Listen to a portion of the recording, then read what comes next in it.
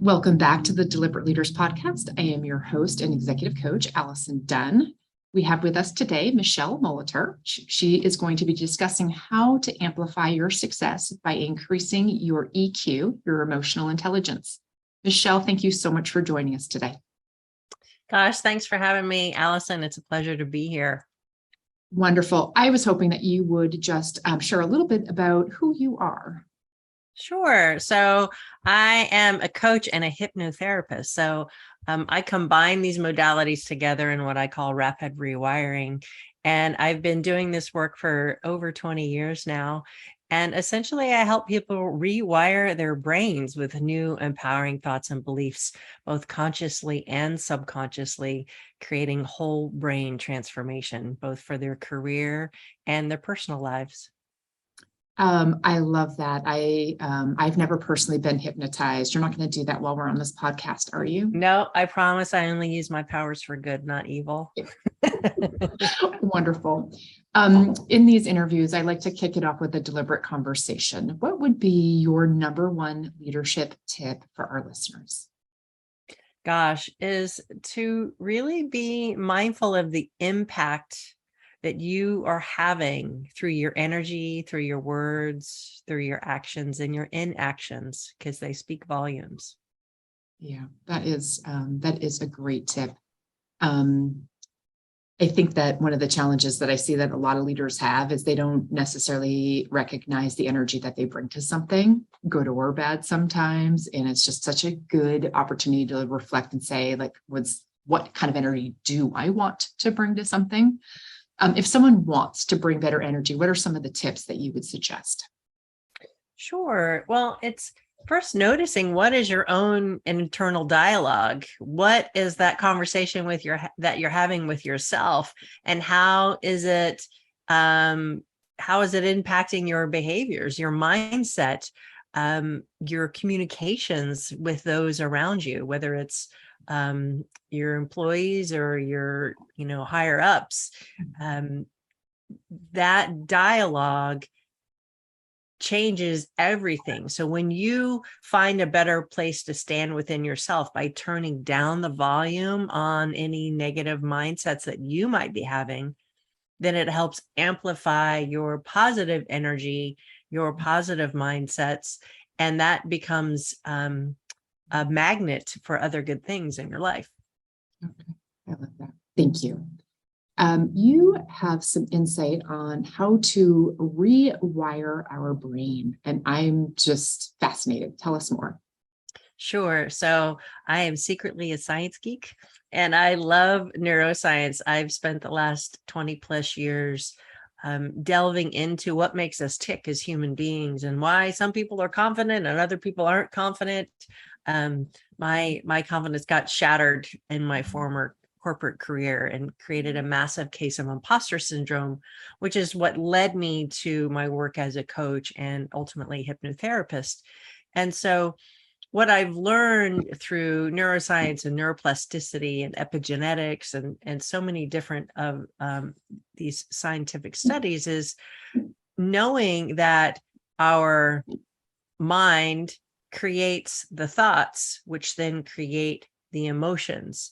And those emotions then trigger a whole cascade of physiological responses and chemicals in your body, right? Mm-hmm. So when you can start to take better control of the thoughts that you're thinking, turning the negative thoughts into more positive, empowering thoughts, you're creating a shift not only in your mindset, but also in your body, in your physiology, because all those negative thoughts, they create negative chemicals, cortisol, adrenaline, etc., which leads to stress, which builds up. And over time, that dis-ease, that being uncomfortable in your skin, can lead to true, literal physical manifestations in your body of health impacts, whether it's from chronic migraines to IBS, to, the other end of the spectrum, strokes and heart attacks. So simply by starting to change how you think about things, changing your perspective, you can have a very positive impact on your body, which then of course gives you the energy to do your good work in the world. Yeah.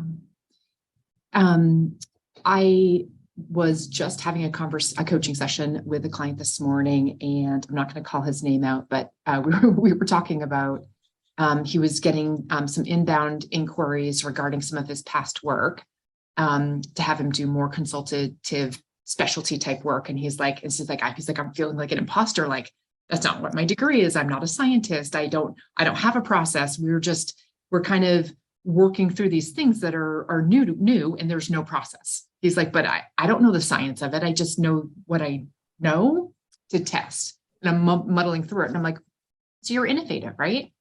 You're cutting edge. You're groundbreaking on this. And he's like, yeah. And I'm like, see, you're not an imposter. I love that. Like, I can't, you know what I mean? It's not my background, and like having him see the other side of it. So imposter syndrome is something that a lot of people talk about and a lot of people feel. So what are some of the techniques to kind of quiet that side of our brain and the thoughts that come with that to rewrite it? Sure. Well, first and foremost is recognizing it, right? Wow, I have this belief of who am I? Why should I be the one standing up on stage or talking about this? I just know this much. But the truth of the matter is each person is unique in their genius and their life experiences, which informs their work, right? So starting to recognize that and then noticing how you can shift that dialogue with yourself, right? You did a beautiful job of it. You took your client from I'm an imposter to I'm innovative, right? So finding the exact positive opposite of those negative limiting beliefs as a quick way to literally shift your perspective. Because if you look at both thoughts, right? I'm an imposter, I'm innovative, and you ask your client, which one feels better? They're going to go, well, I'm innovative. That feels better. I'm like, okay, great. Well, then do the thing that feels better, right? Because that's what elevates your energy. That's what gets you motivated from the inside out. Even if you don't fully believe it in the moment, the more you tell yourself something, right? Repetition is key. The more you tell yourself something, you're building new neural pathways in your brain. It's why in my work, I create these custom recordings for my clients, and they listen to them every night as they drift off to sleep, as they're going from beta brainwaves down to alpha, down to delta brainwaves, because your brain's always listening and taking in that information, whether you're talking to yourself, whether you're getting it off the television, off a podcast, or listening to a recording as you drift off to sleep at night. So tell yourself better things and you will get better results. You were talking about the fact that you had a major shift in your career, and then that was an altering point for you. Can you share a little bit of that story? I'm sure that others will relate to parts of it or get a better understanding. Absolutely. So in my former career, I was a creative director in web development and high tech, and essentially I got bullied out of my job. And it was really devastating, and it crushed my confidence. It decimated my sense of self-worth. And I was quite a deer in the headlights of, gosh, what do I do now? And it's what led me to coaching to help me figure out what to do. And in the process of being coached, my whole body was like, oh, this is what I'm supposed to be doing. Look over here, right? So I pivoted my career and got trained and certified and hung out my shingle back in 2001. So I've been doing this a long time, and I'm constantly seeking out new tools and new technologies that help us get at the root causes of those limiting beliefs. Because the event itself of being bullied out of my job was bad, yes, but it was laid on top of a whole foundation of a sense of lack of worth, a lack of I'm enough feelings because of my own experiences in my childhood.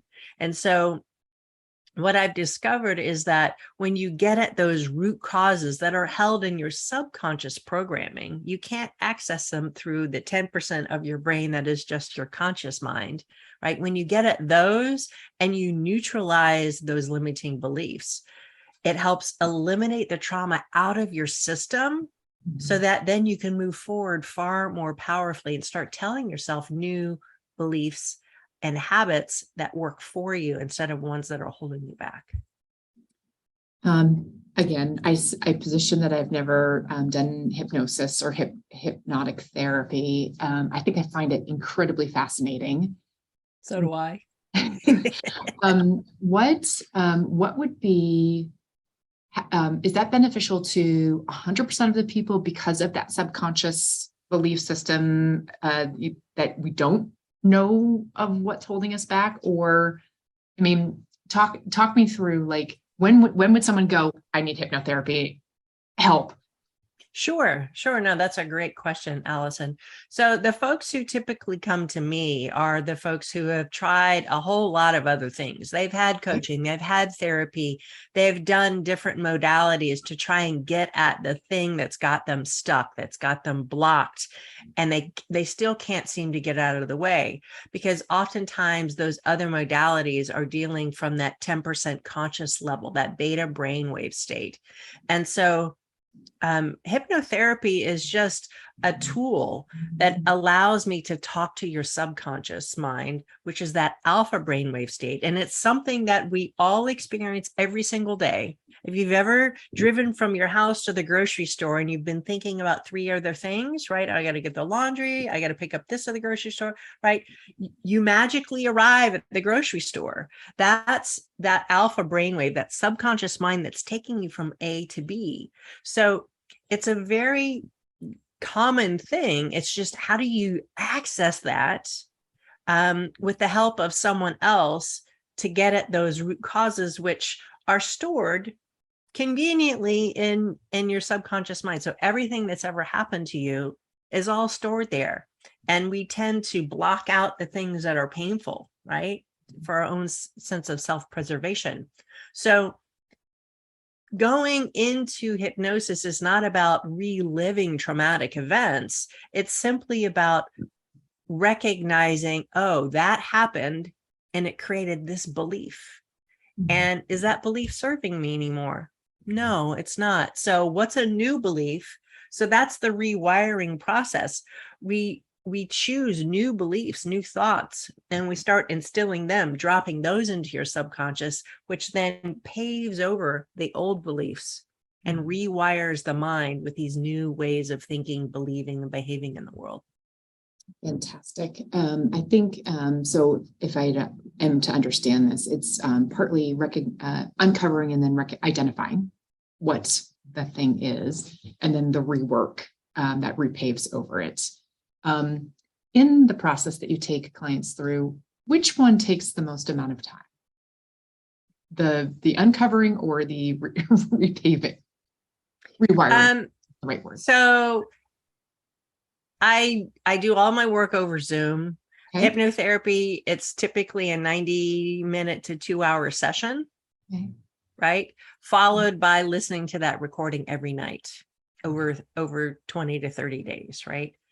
And so it's the in the session time that we have, that we identify and connect the dots between sometimes disparate events that have happened in your life that created beliefs that are now getting re-triggered and showing up in your current day circumstances, right? So you're like, oh, wow, look at that. I had never connected those dots together.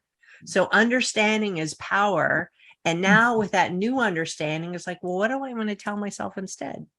Well, I could choose to tell myself I'm not enough, or I could choose to tell myself I am enough, right?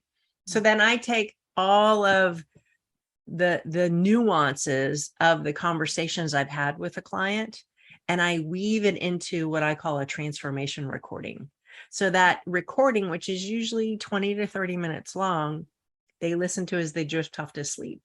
And in a very relaxing tone, combined with binaural beat music, it's purposely intended to have you drift off to sleep so that your mind just continues to absorb, right? You're absorbing, I am enough. I believe in myself. I love myself. I am capable. I am confident, whatever those words need to be. And that's what's building the new neural pathways. And that's what takes a little bit more time. hence why I have the recording for them. So you get to, change your brain and change your life while you sleep. What's better than that? Seriously, right. The chemistry side of things, you were bringing up the adrenaline and cortisol and how that causes disease and it builds up in your body. What are some of the things that we physically can do, or what are techniques to identify and help our body not to do that?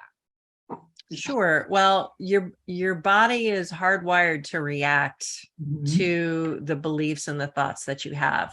Your amygdala, that part of your brain that is your fight, flight, or freeze mechanism, that's the part that's trying to protect you, to keep you alive. I like to call her Amy. Amy is your amygdala, and she just loves you and she wants you to stay alive, right? So if she thinks that a saber-toothed tiger is running after you, then you're going to run and your body's going to fill with adrenaline so that you can do that. Now, Amy doesn't recognize that the saber-toothed tiger is actually your boss, right? Or the argument you had with your spouse, or the challenge you had at school with your kid's teacher, right? Whatever that might be. And so learning how to start to calm your own system in those difficult moments is really, really key. So mindfulness is a really powerful tool to help you lower your own stress levels and be able to come back to a place of center as quickly as you can when your amygdala has gotten triggered. It's called your amygdala hijacks your brain, literally. So when in those moments of stress, say you get an argument with your boss, right? What happens is the amygdala is like, oh my gosh, we're in danger. And so all the blood literally leaves your prefrontal cortex, which is your analytical thinking part of your brain, and runs to your amygdala to send out these signals to the rest of your body. And sometimes that can take 20 minutes to 24 hours for your thinking brain to come back online. So the more you're able to create a shift change for yourself and go, okay, that was a moment, and let me take a few deep breaths and calm my system down so that you can come back to your thinking brain and make the judgment calls, or have the conversations that you need to have from a more self-aware place versus being operated from your fear. Okay. That makes a ton of sense, and I relate to it a lot. In your work that you've done, you also do a lot of work around self-doubt, which I feel is like similar to an imposter syndrome concept. Can you talk through that with us? Everyone has self-doubt, right? Absolutely. And what I found through all my research, Allison, is that imposter syndrome is this kind of politically correct term, right? That we can banter about in workplaces like, oh yeah, I have imposter syndrome. It's this nice way of saying I have self-doubt, right? Mm-hmm. But we don't like to talk about self-doubt because that feels a little too vulnerable, right? And so and all the studies that I've done, I've identified 5 self-doubt archetypes that we tend to all have different versions of them. One might be more predominant, similar to like the love languages, right? Mm-hmm. There's usually one love language that is our most prominent that we lean towards. It's the same thing with the self-doubt archetypes. And so there's the procrastinating perfectionist, the shapeshifter, the reluctant resistor, the anxious avoider, and the fearful follower. And each one of these are triggered by different, essentially traumas that we have lived through in different ways. So for example, the shapeshifter is someone who's masterful at juggling lots of things, lots of roles, lots of tasks to please others. Oftentimes because they had a very overbearing or even a narcissistic parent growing up. So they do these things in order to stay safe and to create some level of feeling loved. So when you can start to identify the type of self-doubt that you are leading yourself with, right? Then you can start to see, oh, okay, I can start to connect those dots of how I got to this point and make new choices for myself about how I want to move through the world more effectively. That's awesome. I would love for you to give just a little bit more detail on each of those, so anyone listening could get a sense of, oh, okay, like this is what I should do some more research on and check out. Absolutely. So the procrastinating perfectionists, these are friends who procrastinate. They overwork because they want to get it all perfect. It has to be right before they're able to release something out into the world. And so they tend to overwork and get burned out because they're trying to do so much because they're revisiting and reworking and revisiting and reworking. Mm-hmm. The shapeshifter, as I mentioned, is someone who's masterful at juggling and people pleasing because they're simply, their body's telling them, oh my gosh, you have to do this to stay safe, right? Because of their previous life experiences. Mm-hmm. The reluctant resistor, these are our friends who are so afraid to be seen or judged or rejected for their work. They're reluctant to take on new challenges. So they tend to hide out in the background. They don't take credit for their own work. The anxious avoider, these are, this is my personal favorite, right? Now, someone who's so afraid of being rejected for not knowing enough. They're always collecting new degrees, new certifications, and they just don't like asking for help because they feel like they just have to do it all by themselves because they'll be judged and rejected. And then number 5 is the fearful follower. And these are friends who will follow other people's advice instead of trusting their own instincts because they don't think that they actually know enough yet. So it might feel like you have a little bit of each one of those. And that can be true. I've had clients tell me, well, I'm a fearful follower over here at work, but at home, I'm a shapeshifter. We lost power and now we're back. And so sorry about that little glitch right there. Michele, you just finished sharing about the 5 archetypes of self-doubt, and I super appreciate you sharing that. I do believe that you have an opportunity for our listeners to access that. Is that correct? Yes. I have a self-doubt quiz. It takes about 3 minutes for you to go through it to help you identify your number 1 self-doubt archetype and give you some tools and tips on how to start moving past that. So I'm happy to share that with you for the show notes. Fantastic. I will make sure that I include that. And then Michele, what is the best way for people to connect or follow you? Sure. You can always find me at michelemolitor.com, LinkedIn, Facebook, Instagram under Rapid Rewire. And I have a free group on Facebook called Rewire for Success. So come on over. It's a lovely community and you get all sorts of great tips every day. Cool. Michele, thank you so much for all of your insights today and for the work that you do. Oh, my sincere pleasure. Thank you, Allison. It's great to be here with you. Take care.